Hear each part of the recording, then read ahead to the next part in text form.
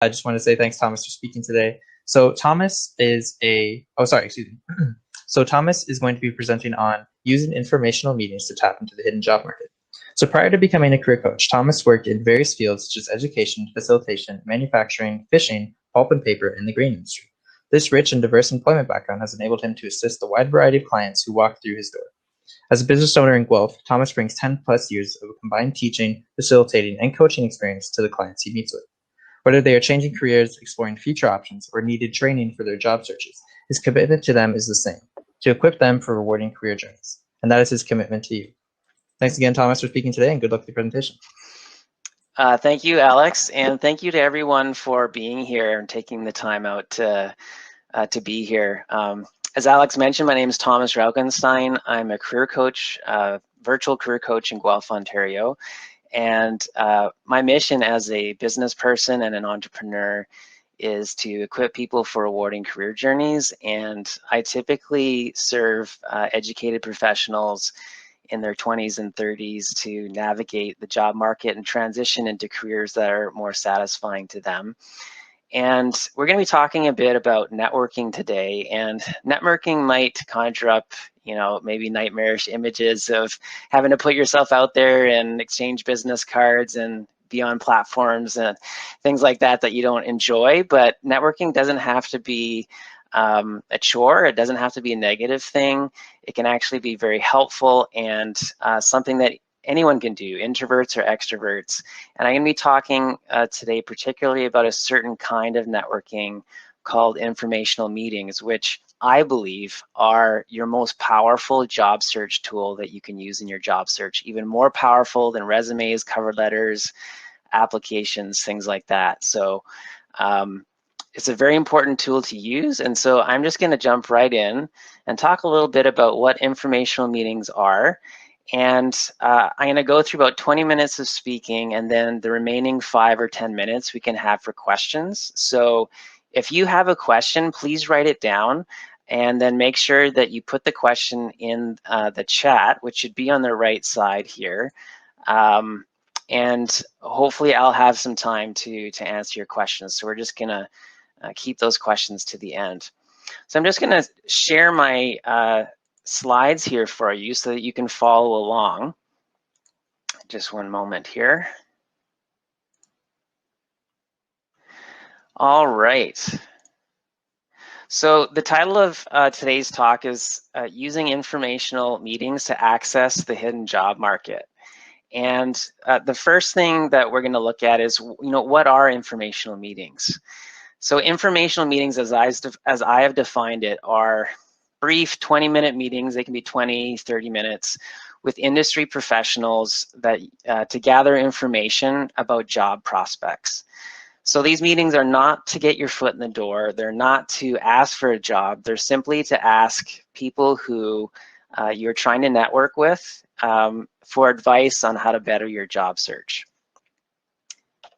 And the informational meetings is to build relationships. It's not to perform. It's not to impress people. It's to create genuine connections built on trust that are face-to-face with industry professionals. So what does that mean? If you're looking for a job as a nurse practitioner, maybe you'd be networking with people, with nurses who work in hospitals or other healthcare facilities. You'd also be having informational meetings with managers or people who are in HR. Basically, anyone that has the power to refer you internally in the company when or even before jobs are posted. And this is really key. Informational meetings are designed to help you get access to jobs before they get advertised. And this is a scary statistic, but only 20% of jobs are actually advertised. 80% of them are open and there's a need for them, but they haven't gone advertised yet. So don't wait for that to happen. Don't wait until something gets posted before you apply for a job, because by then you're waiting too late. So here's what informational meetings do. The first thing they do is they give you that competitive edge. they enable you to tap into the 80% of opportunities that aren't advertised online, so that you're not competing with anyone with an internet connection. And they help you to boost your job prospects, because when you are known inside a company as a person of interest, guess who they're going to go with? Are they going to go through a stack of 100 resumes, or are they going to reach out to people that they already know, that they already trust, namely you, if you've been doing these meetings, and reach out to you and ask you if you'd be interested in one of the roles that they have need for? So it gives you competitive edge, it helps you boost your job prospects, but it also enables you to build support. If you have other people in your network who are well positioned, who understand that you're job searching and can refer you and give you advice on how to better your job search, you just have that much more brain power, or you could call it brain trust, at your disposal, so that you're not alone in your job search. And that's something that we often feel when we're job searching, is we feel isolated and we feel alone. And so doing these informational meetings is creating this, you could call it, army of job search people at your disposal that can really help you in your purpose. So what do you do before you even think about doing these meetings? The first is you really got to make sure that your online reputation is clean and credible. Google yourself. You know, what's the first thing that people are going to do when they see a job application, or even that they hear about you when you are reaching out for a meeting like this? They're going to Google your name. They're going to check you out. And so one of the ways that you can control, the exposure they have to you, is to fill out a really good LinkedIn profile, because LinkedIn rises to the top of Google search results. So, you know, clean up your LinkedIn profile, make sure it's at a 5-star rating. Check the privacy settings on your Facebook or your Twitter, Instagram, whatever it is. Make sure that your brand is clean, credible, and consistent across all platforms. And there's been other speakers today that have already talked about the importance of consistent branding. So now that you've got a clean and credible online presence, where do you actually look for people to have these meetings? And there are several places that you can look. One, again, is LinkedIn. So you can look up companies on LinkedIn. They actually have lists of employees that are on LinkedIn company profiles. You can look up online industry groups. So again, if you're looking for jobs in nursing, you could find a LinkedIn group that has nurse practitioners and ask them what tips they would have for you getting into the role that you want. Or you might even find nurse practitioners who work in the organizations or the facilities that you're interested in, and it's a great way to connect with them online. You can also find contacts for informational meetings through company websites. You can go and find employee information online. Sometimes they have contact information there. You can even track them down on social media if you want to, and send them a polite message, and I'll get into messaging a little bit later. You can also talk to people that you already know. Sometimes our family members, we don't ask them who they know. We just talk to them about what happened the other day, or, you know, chit chat over dinner. But sometimes friends, family, cousins, relatives, they might know people that you didn't know that they know. And so let them know that you're job searching, and they might be able to refer you as well. And finally, you can do online shout outs. If you're like me, you know, if I was already employed but looking somewhere else, I wouldn't want my employer to know that I was job searching.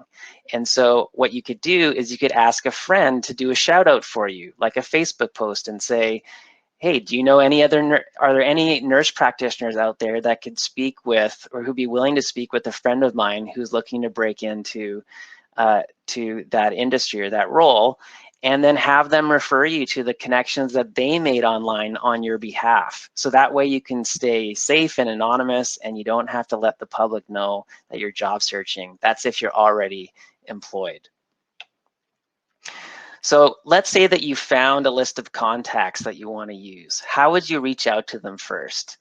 Sometimes you get a referral from somebody else, sometimes you don't. So whether it's a cold or warm referral, what I've done is I've put together a sample email that you can use. And again, this is being recorded, so you can go through the recording and use this. I give you permission to use this. But here's what a sample email might look like. And let's say you're contacting a person named John. You'd say, "Dear John, we haven't met, but I'm an aspiring nurse practitioner." Talk about your job title or your current status. And you could say, "A mutual connection of ours named Jim referred me to you, or recommended that I reach out to you because I'm interested in exploring career options in the field of nursing," or it could be landscape architecture. It could be any other field that you're looking to break into. Then you could say, "Would you be willing to meet with me for 20 minutes to talk so that I can ask you some brief questions?" And here's where it's really important to let them know what your intentions are. To say that your purpose would not to be to ask for a job, but simply to gather information and to gain a realistic picture of the benefits and the opportunities involved in their occupation. So, you could say, "I'd also be willing or be interested in hearing about your career path, your current role, and any advice that they may have for someone like you entering that field, because maybe they've made mistakes in the past that they wish they'd done differently, and so they can give you advice on how to not make those same mistakes, so you can learn from their wisdom." And then you could finish off your message to them by saying, "Please let me know if you'd be interested, and if so, what your schedule would permit." And then you could let them know that you'd meet them on video conferencing, and then thank them for their time and write sincerely, and you can put your name and your designation and so on. So you can use this email template. You can adapt it any way you want. It's just a sample of how you can reach out to people. So let's say that you've reached out to, say, John, and John has said, "Yes, I would like to meet." You set up a meeting time, and then what? Whoa, okay. How do you prepare for this? So I'm going to give you some tips for how to prepare to do an informational meeting. There's three main things you need to do. The first is research. Look up John's LinkedIn profile. What common ground do you have with John? What are his certifications? What would you like to talk to him about? Where else has he worked? The more you get to know about John beforehand, the more at ease and confident you will feel when you conduct a meeting with him. Secondly, you'll want to practice a 1-minute overview of your background and purpose.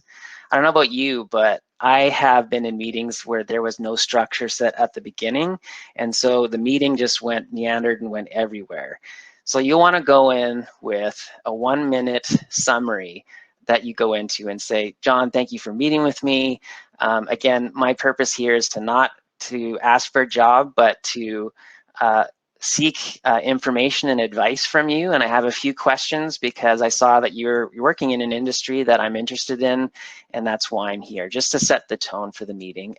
And practice that 1-minute intro in front of a mirror or in front of a friend to make sure it comes across as second nature, so that you get through that part of the meeting with ease, because that can be the most nerve-wracking part. And once you get through that part and you get to your questions, you'll start to feel a little bit more at ease. So practice makes perfect in this regard.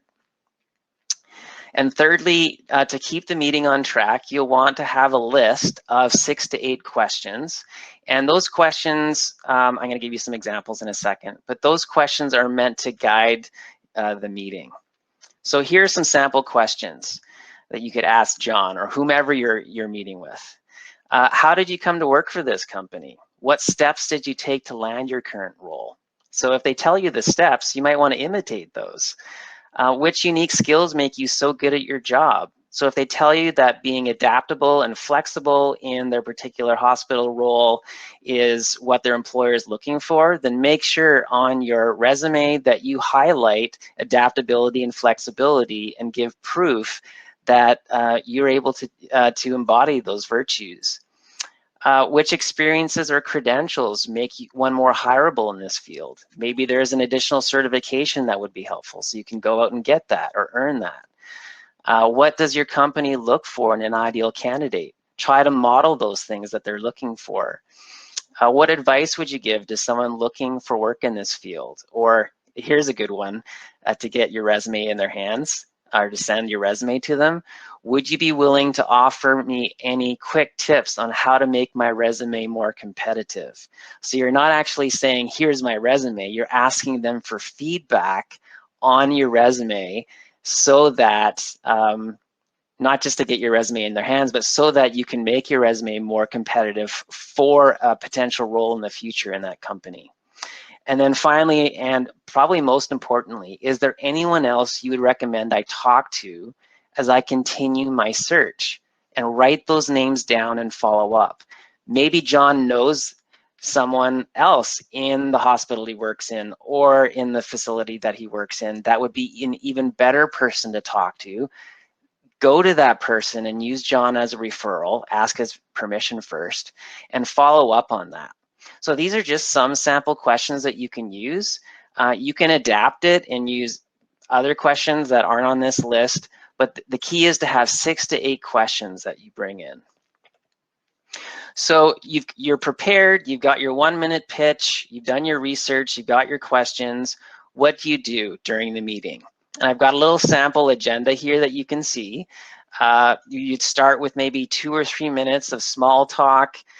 Then you'd go into that 1-minute spiel about your background and purpose to set the tone for the meeting.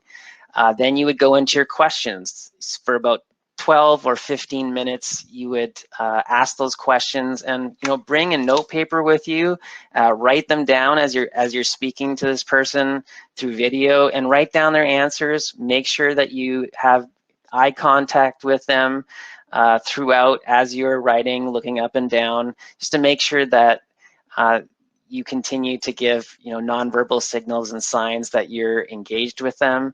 And then thank them. Wrap it up and say, thank you for meeting with me. I really appreciate your time. And follow up with them after the meeting as well. And we'll talk a little bit about that on the next slide. But here's one thing that you can do if you're asked point blank. Let's say you're scared if you get asked, are you looking for a job? So if you get asked that, you can say, yes, I am looking for a job, but I'm not, yes, I am looking for a job, but I'm not asking for one. I'm simply gathering information and seeking advice. So that way you can continue to reiterate that you don't have ulterior motives. You're not there to ask for a job, even if you are looking for a job. And finally, when the meeting is over, here's what you do to follow up.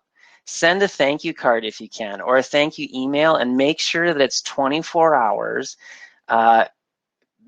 after the meeting. Don't wait longer than that. Make sure that the thank you is sent out promptly.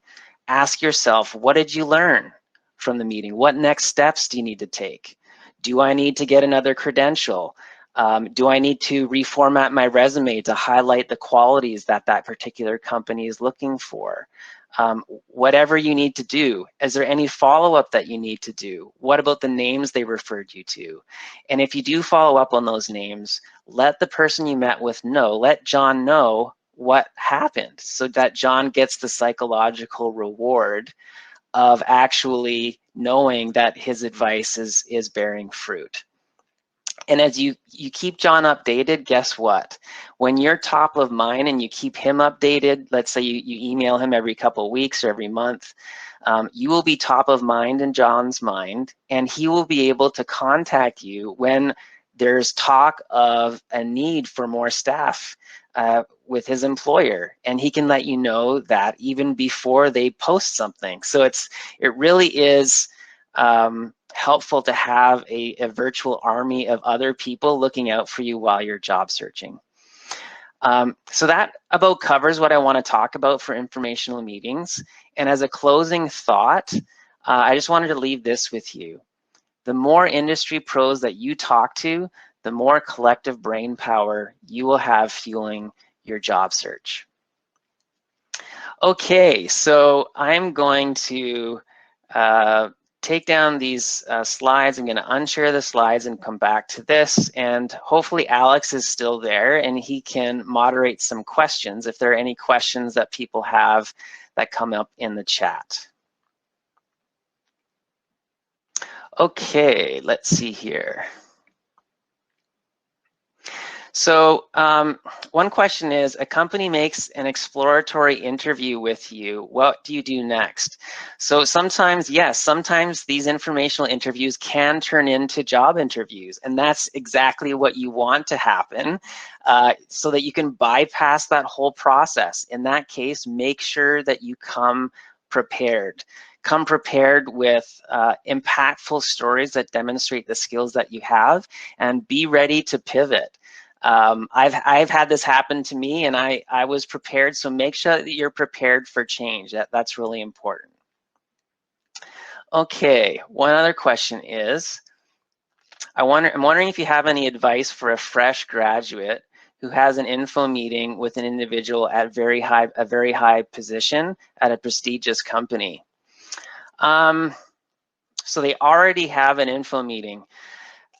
I would give the same advice. I mean, ideally, you don't want to have Bill Gates as your first informational meeting after you graduate. Like that is the highest, right? Typically, you want to have a meeting with someone who's a little bit lower down in the echelon so that you can build up your confidence.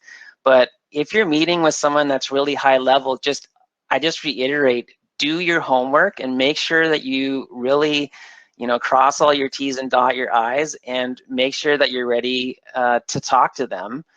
And try not to be intimidated. Go in with an attitude of curiosity and seeking advice.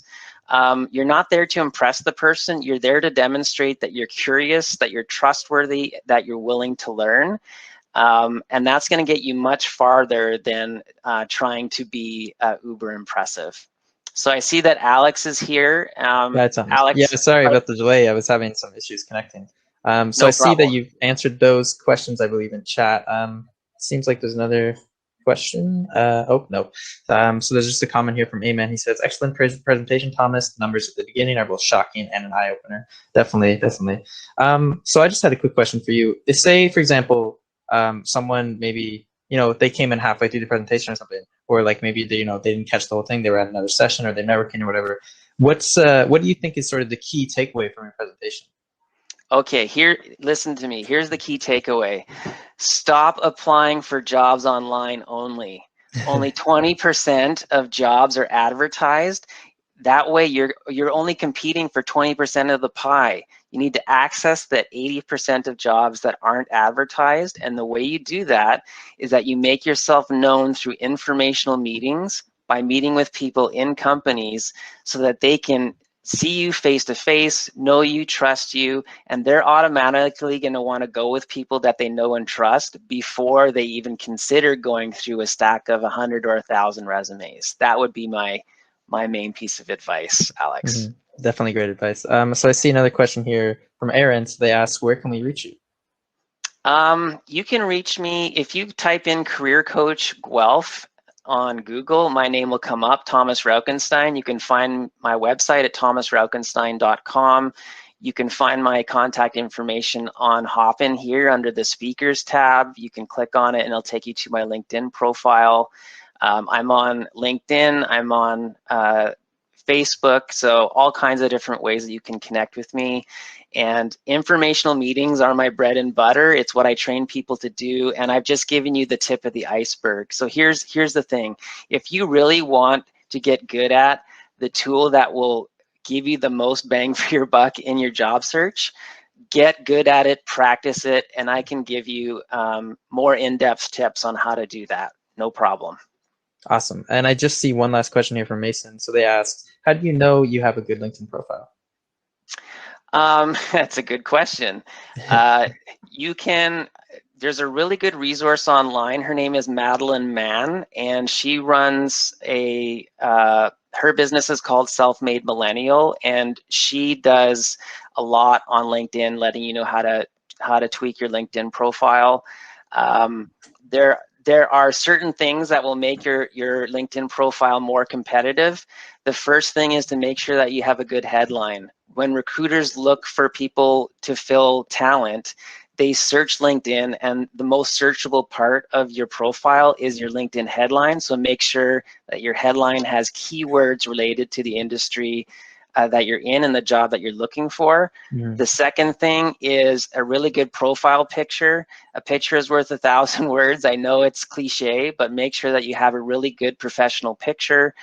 And thirdly, the skills that you have on your profile. You can actually pin 3 of your top skills to the top of your skills section of your profile. Make sure the ones that you pin are the industry specific skills that you want highlighted the most, because again, those are the most searchable.